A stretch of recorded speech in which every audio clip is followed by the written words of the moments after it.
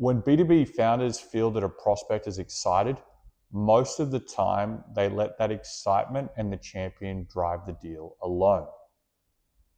Now, although that feels good, it's probably costing you a multi-year deal, and it's probably costing you some of your conversion rate. Every time in my first B2B business that we allowed excitement to drive the opportunity and agency from the champion to make the deal happen, we almost blew up 3 out of 4 discovery meetings, and we missed the opportunity to develop a bigger bond. About 3 years into our startup though, we stopped doing that by changing the first meeting from 25 minutes to 45 minutes. And today I'm going to show you how you can build that 45-minute meeting and turn that excitement into a bonding experience so you begin to co-sell with your prospect and increase your deal size and the length of it versus just letting their agency and urgency drive it to close, or create a problem where there's now 3 parties that you have to satisfy because there is the organization that your champion represents, the champion, and you, and not everyone is going to have the same incentives, or maybe they just don't have the same belief that your champion already has, and you now have to sell to 2 parties on your second call when you could have just sold alongside that champion by turning them into a counterpart and doing it together. And so we're going to take you through those 3 actions today to extend your first meeting from 25 minutes to 45 minutes and turn that excitement into a bond that can get you a multi-year deal and help you co-sell with your champion and turn them into a counterpart. I'm Tom Moore. I'm the founder of CounterpartOS. What we do is we help founders attract and unleash their first 7-figure distribution partner or enterprise deal. And it all comes from my experience as a B2B founder, where we went from 6 to 8 figures in 24 months. We want you to be able to do the same, and we want you to be able to do it with really low outside capital so you can own your business. And to date, we've had the success for our clients of generating over 63 million in co-selling revenue for our B2B founders. Anyone can do it as long as you have courage and unfair advantage and you're willing to sell with trust versus pain. And today we're going to show you how if you build trust in that first meeting versus allowing a champion who's excited to drive it through to close, you'll end up with a better result more of the time, which is a multi-year deal, converting more of the time versus a discovery which turns into an ambush. And so we only learned this through pain, as of everything we've learned. So let's tell you the pain first, and then how we transformed it into something bold that gave us repeatable multi-year deals and better relationships, so hence a better workplace, a better lifestyle, and a better way to feel about doing business. When we had someone that's excited about our deal, they were always quick to book. They were like, hey, you're doing something I'm really interested in. I've been trying to solve this problem, and you find that they get on the calendar quickly. Now, the challenge with that is when you approach that type of meeting, most people want to go to a 25-minute to 30-minute meeting so they can get on with it fast. Now, especially with those that are excited, they actually rush through the first meeting too. They've probably been watching your stuff. They've probably been looking it up, but it's already a problem that they know. So they just want to know what's different about you and can you do it? Now, why does this always end up in a problem? Well, we found out 3 out of 4 would end up the second meeting being an ambush because the champion, who was someone that was really excited by it, didn't take the steps to get everyone on board because they were so excited about it. And the founder, because they were finally relieved that someone had a shared belief and were excited, just allowed that urgency that the prospect showed on the call to turn into agency. Which meant when the prospect's like, this is exactly what we need, let me organize the next step, they just let them do it. Now, the reason we let them do it is, hey, we weren't converting that much, we didn't have much cash, and it finally felt great that someone just saw who we were and wanted to move quickly. The problem though, is if you go from excitement to urgency to agency, your discovery call, most of the time, 3 out of 4 for us, turned into a meeting of 3 parties, which is impossible to work through in one call, which would significantly delay the meeting, and it would turn our urgency from our champion into a urgent call, trying to get a resolution between 3 groups that definitely weren't aligned. And most of the time, we would end up with nothing. And in the times that it went well, we would end up with a proof of concept or a pilot, because their excitement then had to have proof. It sucked. And the reason that happens is generally when someone's excited, they brush over the details to get the result. So that agency our champion had meant that when we joined the call, they had agency, they were urgent, they were excited. Their group from their company, because most B2B decisions are not just going to be an individual, it's going to require consensus, weren't up to speed and felt left out. And we were trying to work to push them both together, and that doesn't work because they've only known us for a short amount of time. So 3 out of 4 times, this blew up in our face, and 1 out of 4 times we ended with a pilot or a proof of concept to prove why the counterpart had more excitement.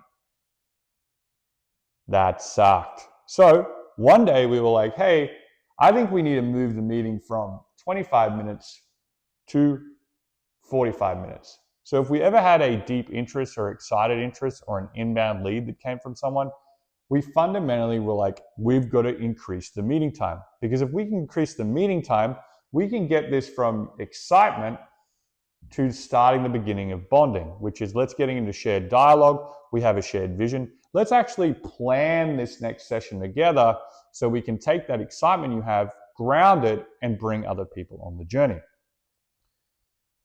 It's unconventional, it's exceptional, and some people would find this hard to do because it is uncomfortable.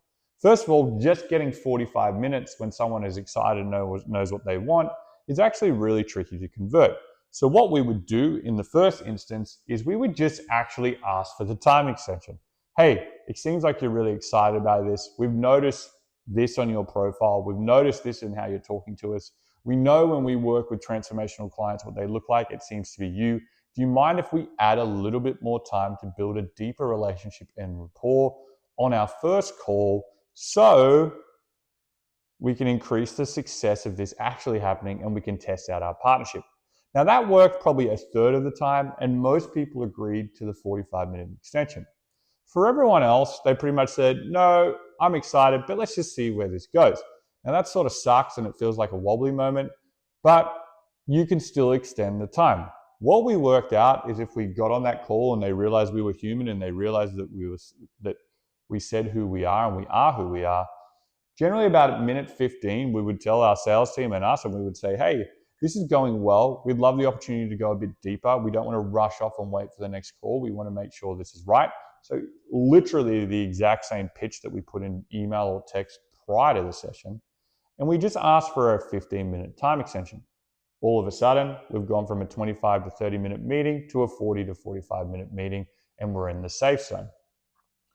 Most people, the other 2/3, if it is going well, will actually increase the time. You'd be significantly surprised how many people go, I agree with you, let's add some time on, I like where this is going. So the first action you want to take to unleash bonding is actually getting a 45-minute meeting, whether it's before or after. Why this works, we played around with it for a long time. The simple answer is it's a pattern interrupt. It's a break of behavior that would be considered normal routine. And every time you have a break of behavior and you're selling to a bureaucracy and the person that you're representing feels like there's a change, almost like a rainy day or a snow day for a school, all of a sudden, people get a little bit of space and a little bit more of their personality and who they are comes out. And that's exactly what would happen in this call. So action 1, get the meeting to 45 minutes, whether before it or in it, and it provides the space for bonding to actually occur. The second thing we would do is in that meeting, we would get a shared commitment. So we can actually start our relationship with a loftier goal. Now, for our meetings, it was a lofty vision.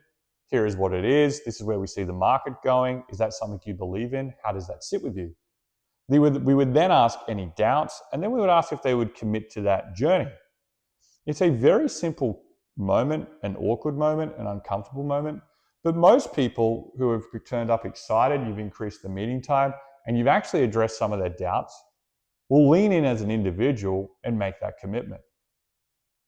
Awesome. Now, some of the time people don't, and if none of these things work, we always suggest falling back to the same point. And the same point we used to tell all of our clients is we only have time to do bold things with bold customers and partners.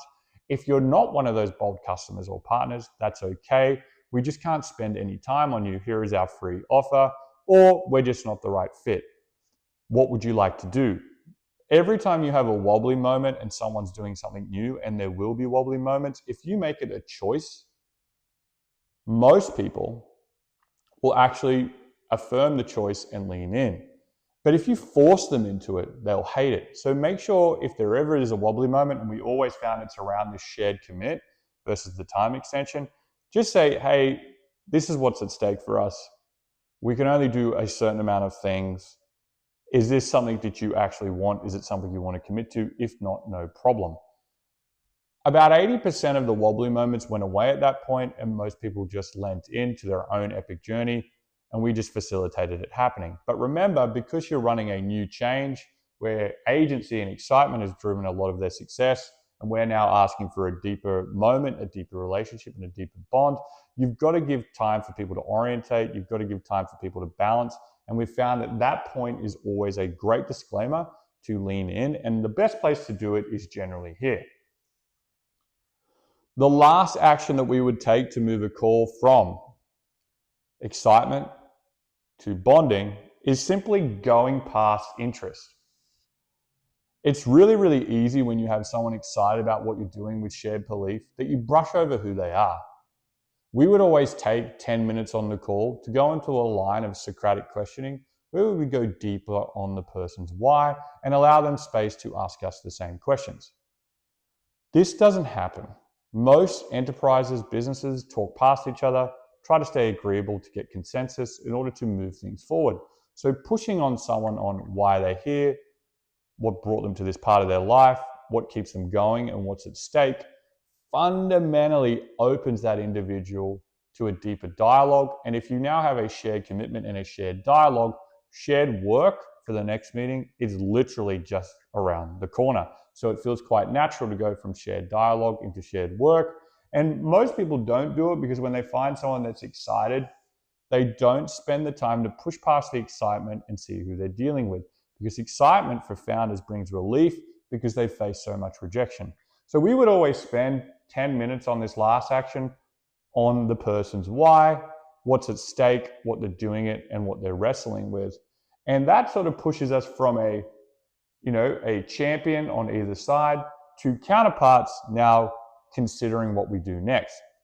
And then in that last sort of 5 to 10 minutes that we have left, because we've been able to add that extra 15, so we've probably got, between 5 to 10 minutes left, we can then decide on how we're going to work together to present this opportunity back to the business they represent. We always suggest moving into a collaborative document where people can show their ideas and work and keep the conversation going. But now that you've entered this space of a shared commitment and a shared dialogue, a bond is starting to form. So you can go outside the conventional guardrails and actually push into shared work. And shared work looks like, hey, who should we have at this meeting?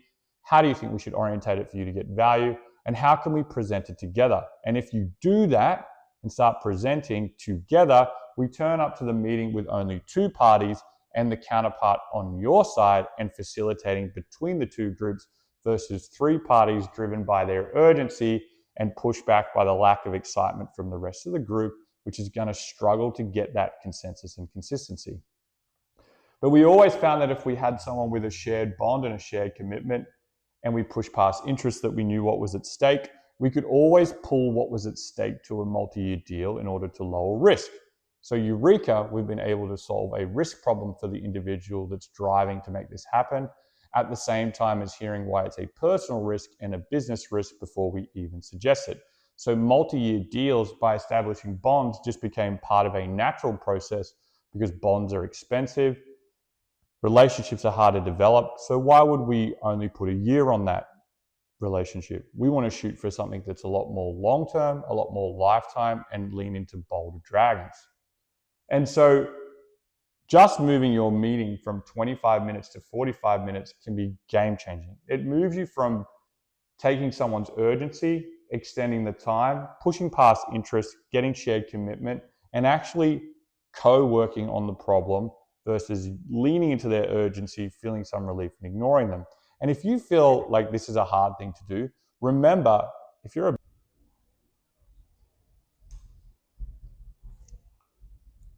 And if you feel like this is a hard thing to do, it's because it is. But remember, you only have time to do bold things with bold customers in order to get out of the valley of despair and grow your B2B business. So we suggest anytime this feels uncomfortable, because it is, lean into those wobbly moments and tell the person that you're speaking with the stakes, and then allow them the choice of leaning either into an epic journey with you or opting out. I guarantee you, you'll be surprised how many people lean in. Most people don't even take this approach, but if you do, it's as simple as moving your meeting from 25 minutes to 45 minutes and try to develop a bond versus relying on them to drive their urgency and agency to do it for you.